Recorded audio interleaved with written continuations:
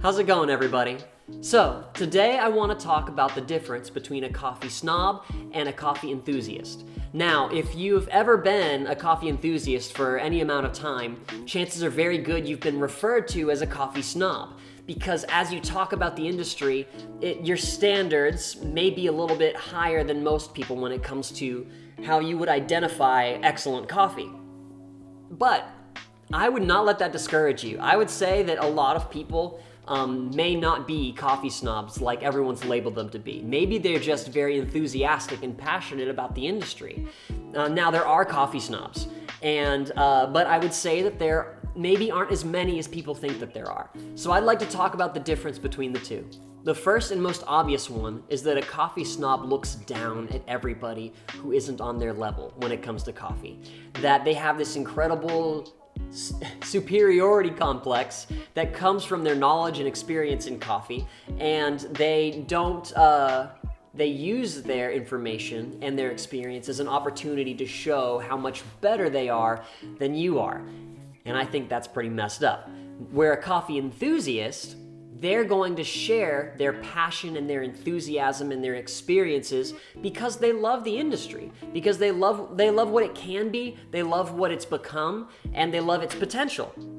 And so they're gonna share it with you. Like, if you have any passion whatsoever, you know what I'm talking about. Because if you're in a conversation with someone and they give you the slightest indication that they're interested in the subject, you're gonna jump on it and you're gonna just overflow with information, maybe a little bit more than they asked for or that they were expecting, but you're just gonna give them all this stuff because it's just in you and it's just something you're excited about and you're passionate about.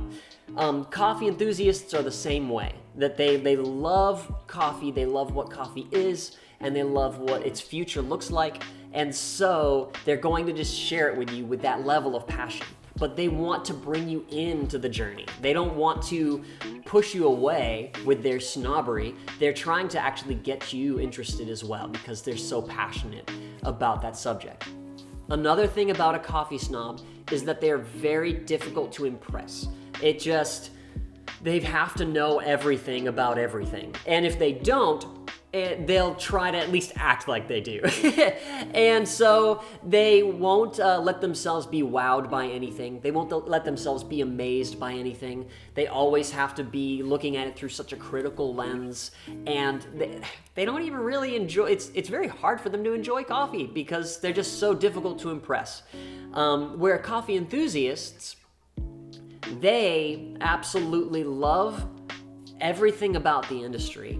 But when they try something new or they learn something new, they're excited about it. They want to know something new. They want to learn something they haven't learned before. They want to taste something they haven't tasted before. And when they do, they let themselves enjoy the experience.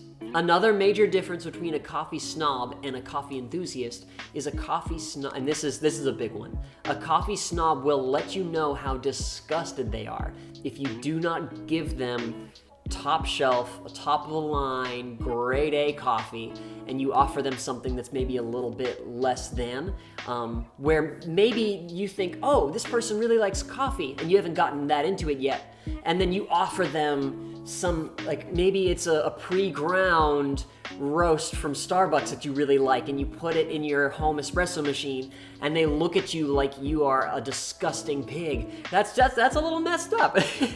Where I've had that experience before, but I think a coffee enthusiast is a little bit more humble when it comes to saying like, hey, listen, you're at a different part of your coffee journey than I am, but I'm not gonna let that make me into a terrible person that just is very hard to be around and a very hard person to agree with. I'll drink office coffee. I'll drink a K-cup if I feel like having one. It's not like every cup of coffee that I have to have has to be the best one I've ever tasted. For example, the coffee that I made this morning, it's a French press with a pretty basic Brazil, with some milk and sugar in it. And I made like a lot of it. I used 30 grams and it was 480 grams in. So it was a lot. It was a lot of coffee. But it was kind of a dreary day today. And so it was my day off. So I figured I'm just going to have a big old cup of coffee because I can. And that's not a bad thing. And so I think a coffee snob has to, basically always have the best and is disgusted by anything that isn't the best. Where a coffee enthusiast, if they don't want just okay coffee, they won't have it, but they're not gonna make you seem like an inferior life form as a byproduct. Now, because this is still a fairly new industry, I think it's very easy for people who are passionate about this industry to be labeled as those people, as just coffee snobs. But I don't think that every person who loves coffee and is very passionate about the industry is that type of person.